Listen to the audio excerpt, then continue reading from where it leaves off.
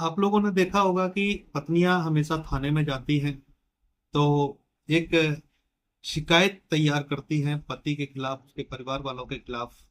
और उसमें मनगढ़ंत दहेज प्रताड़ना के आरोप लगा देते हैं, मारा पीटा गया, परेशान किया गया, ये सारी चीजें कर देते हैं। लेकिन कुछ स्पेसिफिक चीजें हैं जो उसमें मेंशन नहीं की जाती, जिसके वजह से ये केस जो है ना पूरी तरीके से कमजोर हो जाता है। तो आज इन्हीं चीजों के संबंध में आज हम बात करेंगे कि आपको ये अपना बचाव किस तरीके से करना है। कुछ लोग ये सोचते हैं ना कि पत्नी ने एफआईआर दर्ज करा दी या पत्नी ने एज अ कंप्लेंट केस अदालत में फाइल कर दिया या अदालत ने एफआईआर दर्ज करने के लिए आदेश पारित कर दिए तो अब इसमें क्या होगा, हमारे पास बहुत सारे ऐसे सबूत हैं जिनसे हम बचाव कर लेंगे। तो मैं आपको बता दूं कि आपके सबूत होने ना होने से ज्यादा कोई फर्क नहीं पड़ता, क्योंकि आपकी पत्नी है, उसको बहुत अच्छी तरीके से पता है कि हम जो कंटेंट दे रहे हैं, हम जो शिकायत दे रहे हैं उसमें उसमें ही पूरी तरीके से चार्जशीट लगा दी जाएगी। और आप तो जानते हैं बहुत अच्छी तरीके से कि पुलिस किस तरीके से ऐसे मामलों में विवेचना करती है। तो आज इन्हीं सारी चीजों को समझाना चाहता हूं और आप लोग वीडियो अंत तक जरूर देखें और चैनल को सब्सक्राइब जरूर कर लें। अगर आप लोग हमारे चैनल पर मेंबर बनना चाहते हैं तो 59 रुपीज में मेंबरशिप हम दे रहे हैं, क्योंकि हमारे जो अब वीडियो आने वाले हैं, जो वीडियो हम लाएंगे, जो प्रैक्टिकल आधार पर आप लोगों को बचाने के लिए जो आदेश हमने कराए हैं या जिन लोगों के मैटर हमने डील किए हैं, उनके संबंध में जो स्पेसिफिक वीडियो जो है वो उन्हीं लोगों को मिलेंगे जो हमारे मेंबर होंगे। इसलिए आप लोग चैनल को ज्वाइन जरूर कर लें और वीडियो को अंत तक जरूर देखें। सबसे पहले आपने देखा होगा कि आपकी पत्नी जो है आपके साथ में रह रही है, शादी हुई, सारी चीजें 2 महीने, 4 महीने, साल भर, 2 साल, 4 साल आपके साथ में रहती है।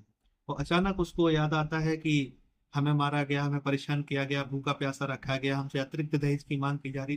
तो एक लंबी चौड़ी एक लिस्ट बनाते हुए वो एक शिकायत कर देती है। इसमें आरोप, बहुत गंभीर आरोप लगाए जाते हैं कभी कभार। अब तो ये ट्रेंड बन गया है कि आईपीसी का सेक्शन 377 भी लगाने लगी हैं कुछ महिलाएं।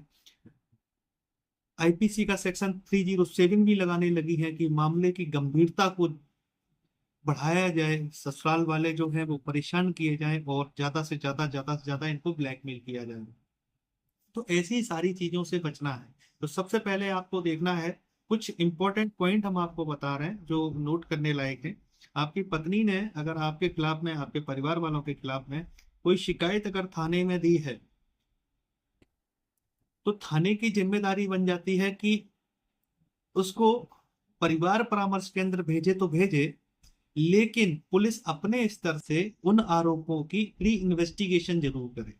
क्योंकि ललिता कुमारी वर्सेस स्टेट ऑफ यूपी के केस में ऑनरेबल सुप्रीम कोर्ट ने यह बात स्पष्ट तरीके से कही है कि अगर मैट्रिमोनियल अगर डिस्प्यूट अगर आते हैं तो उसमें पुलिस की जिम्मेदारी बन जाती है कि ऐसी कंप्लेंट पाने पर एक प्री इन्वेस्टिगेशन होना बहुत जरूरी है।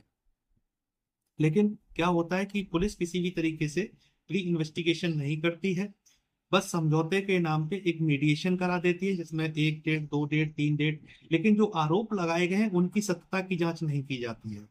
तो पहला पॉइंट ये है।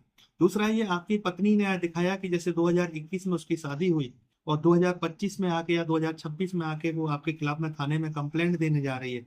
तो आपको उसमें देखना पड़ेगा कि जिस दिन से उसने शादी की है और शादी के बाद से जो घटना दिखाई है, जिस दिन उसने शिकायत की है, तो उसमें आपको देखना पड़ेगा कि जो उसके साथ में जो घटनाएं जो कारित हुई हैं उस पर कोई स्पेसिफिक उसने डेट मेंशन की है या नहीं की है कि इस तारीख को मेरे साथ में घटना हुई है।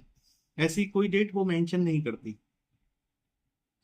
इससे क्या होता है कि जो एफआईआर, जो शिकायत जो है, उसके कंटेंट जो है वो कमजोर हो जाते हैं।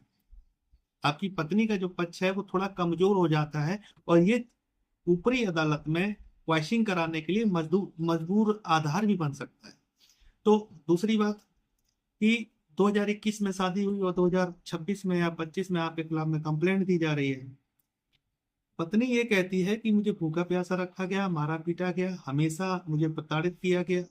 लेकिन यहाँ पर पुलिस, किसी भी तरीके से कोई पुलिस कंप्लेंट नहीं की गई, कोई मोबाइल पुलिस को फोन नहीं किया गया, किसी भी तरीके से उसके परिवार वालों ने, अगर लड़की ये कहती है कि नहीं हम सब घर बचाने का प्रयास करते रहे इसलिए हमने शिकायत नहीं दी, तो परिवार वाले हैं, घर वाले, माता पिता हैं, वो भी इंफॉर्मेशन दे सकते थे कि साहब मेरी जो पुत्री है वो अपने पति के साथ ससुराल में रह रही है, लेकिन उसके साथ में ऐसे ऐसे अत्याचार किया जा रहा है, थोड़ा समझाया बुझाया जाए, या फिर इंफॉर्मेशन के तौर पे वो शिकायत ले ली जाए। इस तरीके का कोई भी वाक्य नहीं होता है, ना ही कोई घटना का कोई जिक्र होता है, ना हो कोई स्पेसिफिक डेट मेंशन होती है, ना टाइम मेंशन होता है।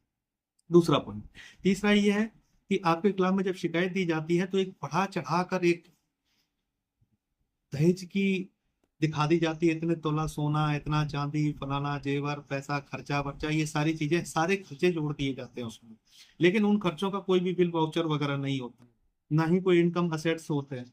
तो इसके लिए आप सीधा सीधा, अगर आपकी पत्नी ने अगर ये कहा है कि मेरे पिताजी ने सबको 40 लाख रुपए खर्च किए, उसमें ये चीजें थी, तो आप उसके माता पिता को ना लीगल तरीके से अपने अधिवक्ता के मार्फत एक नोटिस भेज सकते हैं और इसमें डिमांड कर सकते हैं कि आप ये बताइए कि 40 लाख रुपए का जो आईटीआर है वो आपने कितना भरा, डिस्क्लोजर क्या क्या है, और इसकी लिस्ट क्या है, लिस्ट वाउचर क्या है, और किस दुकान से ये सामान खरीदा गया, ये सारी चीजें। दूसरी तीसरा चौथा पॉइंट आता है कि वो कहती है अतिरिक्त दहेज की मांग।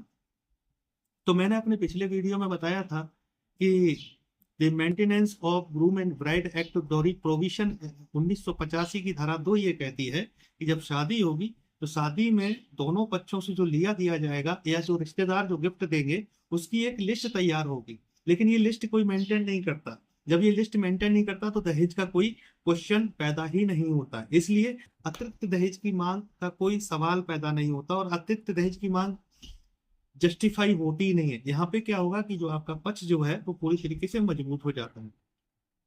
पांचवा पॉइंट मैं आपको बता दूं कि आपकी पत्नी ने एफआईआर दर्ज करा दी, आपकी पत्नी ने एफआईआर दर्ज करा दी। एफआईआर दर्ज होने के बाद आप सोचते हैं कि बेल ले ली जाए, आप बेल के लिए भागते हैं, लेकिन आपको बेनिफिट नहीं मिलता, आपकी बेल हो जाती है।